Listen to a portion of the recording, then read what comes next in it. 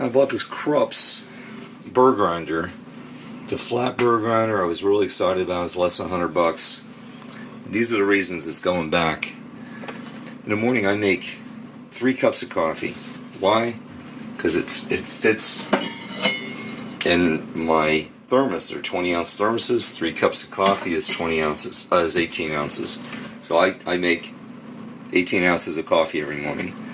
Well, the burr grinder, I set it on 2.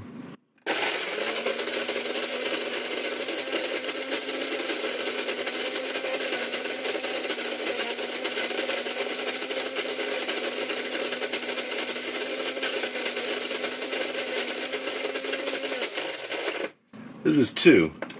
So I pull this guy out, and first of all, there's a lot. I don't know if you can really tell here, but there's a lot of static electricity. So whenever you get it out, you have to tap it down. Otherwise, it just makes a giant mess. But here's the problem.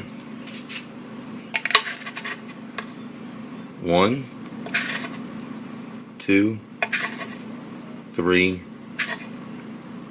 4, 5, 6, 7, 8, whoops, 9,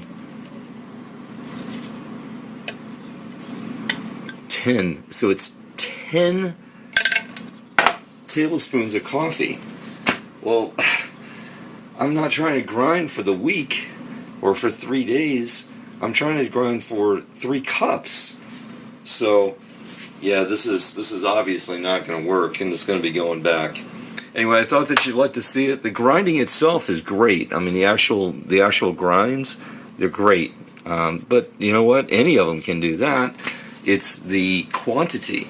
And, of course, just like any coffee drinker, I like to grind in the morning for the morning coffee, not for 3 more days. Anyway, I thought that you'd like to see this. So Krups, you're going back. Thanks for watching.